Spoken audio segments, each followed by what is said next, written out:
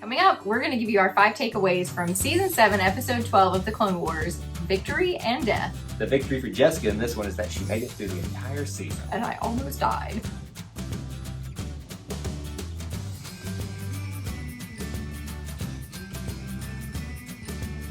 Welcome back to Eye to Eye, Disney Through Our Eyes. I'm Kyle. And I'm Jessica. And we're going to be breaking down our 5 takeaways from the final episode, not just of Season 7, but the entire series of The Clone Wars. It is done. We did it! You did it. I did 12 episodes. Some of y'all did the entire thing, and I am very proud of you because that was a feat.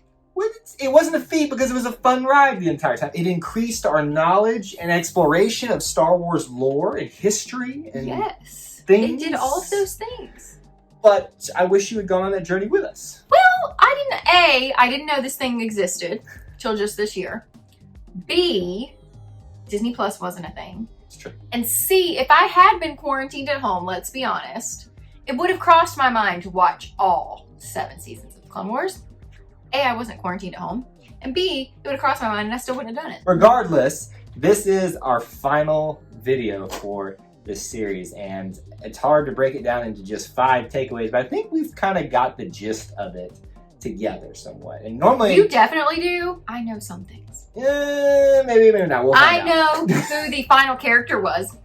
Sure. Awesome. That's great. I'd hope you know who the final character would. If that was not clear to you at the end of this, then I have failed you as a husband.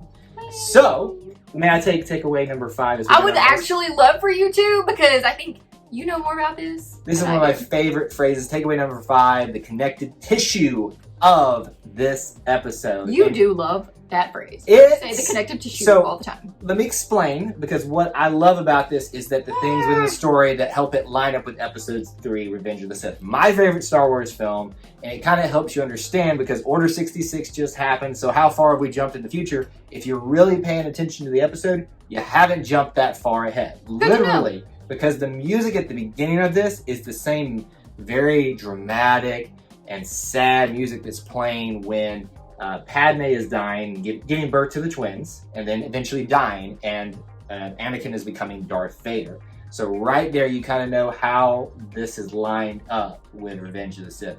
I love that so much. And you also kind of know how far into the future the happenings of this episode extend by what happens at the end, but we'll get to that in the future. You gotta get the feels right here, man. Just gotta love your connective tissue. So, number 4, we're gonna take a completely different change of pace. Darth Maul, pretty much still your favorite crazy. Character?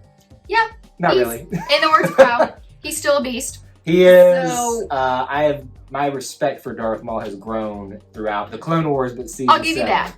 Honestly, I will give you that for sure. So Darth Maul is my least favorite villain because I think he is the most villainous villain. And because he's absolutely terrifying to you, let's be honest. Yes, that's what I'm saying. He's the most villainous villain of all the Star Wars villains. Maybe Palpatine? No, Maul. Anyway, so I'm just saying, this episode we saw where he was like, he killed a whole ship or something. Yes, he killed a whole ship. Pretty much, basically with no weapon. So if one hallway scene of massacring people wasn't enough in the last episode, let's just do this. This one wasn't as violent. He wasn't decapitating people, but he basically used his force. And literally no lightsaber, nothing. He takes down an entire ship by destroying their hyperdrive, and he does exactly what Ahsoka wanted him to do. He caused havoc. Yeah. And it ends up biting him in the butt at the end of this. But what can he do? It's Darth Maul, right? I mean, but that's my point, is like, he doesn't even need weapons. Like, he is a really good villain. He's definitely been very much fleshed out in the Clone Wars, and I'm sad to see his time has now ended because we see him fly off into the distance for whatever reason. Takeaway number 3 for us is going to be revolving around Rex and Ahsoka. They are a great team together. And we kind of knew this was coming. They, for those of you that have seen Rebels, I haven't seen it completely, but they have some time together in that as well. And we already kind of knew they were a great team dynamic there, but seeing them actually together, working their way out of that ship, it showed how deadly they can be, but yet patient and compassionate too. They were a really good friendship duo. because you see they both listened to each other. They had like and expressed their like feelings. I don't want to kill my brothers. Right, he said. He's right. Like, but I kind of. But Ahsoka kind of explained to him, "You have to. Like this isn't." Well, really even Ahsoka, they kind of both said the opposites of each other at different points. You know, one was saying, "I don't want to kill him." Rex says, "I think there's no other way because they're going to kill us." Mm-hmm. But then he says, "They're my brothers. I can't kill them." And then she's like, "We've got to figure out a way out of this." Yeah. Maybe it's one of those things. I think it really showed how much those two characters have grown throughout this. Yeah. And not only that, I mean, they were talking about Darth Maul being a beast. I mean, literally, they took down an entire army on a ship, right, by themselves alone, without themselves killing it. Darth Maul actually killed them because he wrecked the ship, but you know, they kind of fought their way out without killing anyone intentionally out of that one. So takeaway number 2, Jessica. So it goes back to Ahsoka and Rex, and we're talking about their goodbye. And not to each other. Well, that we know of. And from this goodbye for this. For our story in Clone Wars with them. I guess, yeah. I think the saddest part to me, and we all know that I don't have a lot of tear ducts, and you know, I'm not really emotional that much. It was actually sad to me when Ahsoka was in that little clone graveyard thing, and she's wearing the hood. That's tough, man. I think one of the things about the Clone Wars is they tried to show the humanity of the clones, because in some ways they're just meant to fight a war, but they're still human. Yeah. Or sentient beings. I don't know if they're necessarily what? Sentient beings, meaning they are. I know what that means. Soul, they have a mind, they have feelings. You know, they're not just machines of war. They were meant to be that, but they're more than just that. They evolved. And the fact that they took every one of those soldiers, and buried them and placed their helmet, especially Jesse's, that was sad to see. Because he was just following orders. That was like when Rex cried because he knew. I didn't catch that the first time that he cried. Like, I knew that he was like. I knew some stuff. No, when Rex realized that Jesse was about to die and he started crying. Oh man, that was a little emotional too. It tells you, man. And then also with Ahsoka, you know, standing there at the grave, and then she looks at her lightsaber and then drops it.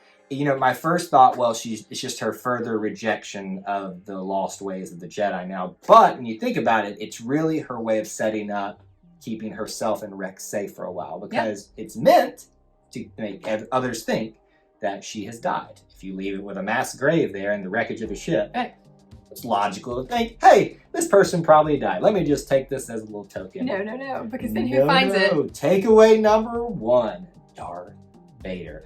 I had hopes that he was coming into this episode, and then the fact that he did, it was awesome. Didn't say a single word. He breathed some. Nope, but that was my favorite part of the whole episode, because Darth Vader is my favorite villain in all of Star Wars. And I don't know a ton about Star Wars, but I do know that I love Darth Vader. Freaking love him, and I shouldn't. I feel like that's a cop-out. I mean, like, everyone loves Darth Vader. You gotta have like a better favorite. No, because lots of people love Darth Maul. Some people love Senator Palpatine. That's all the people I know that are bad. I love Boba Fett and Jango Fett, the Mandalorians. Well, I don't like them. No? I don't like them at all. They're narcissistic. Excuse me. But anyway, when we hear that, and then he comes walking out. Yes, here comes the one good thing that I enjoyed and that I knew what it was. Everything else, I had no clue.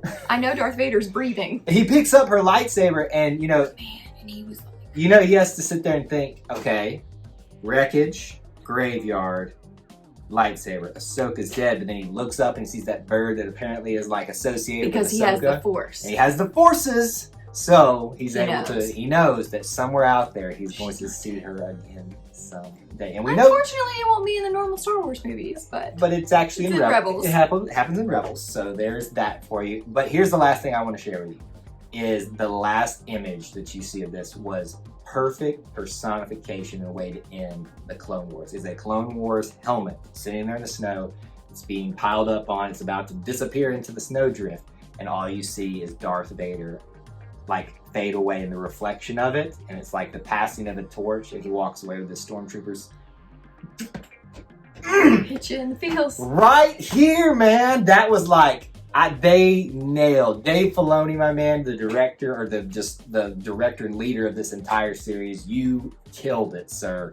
That was amazing. So that's our 5 takeaways. We tried to wrap them all up into one little pocket there for you. We want to know some of your takeaways from this final episode and the series in general. So share with us in the comments down below as well. We're going to put the playlist up here above us if you want to check out all the other episodes that we did for this series as well.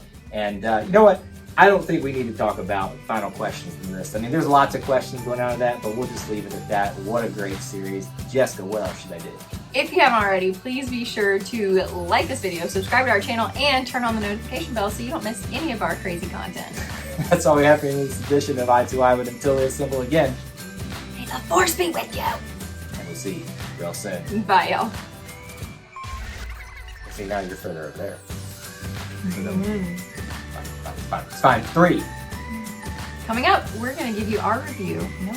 Because that's where I'm supposed to look. Yeah, right here, the camera. Yeah, okay. You made it, Jessica! Oh, thank goodness.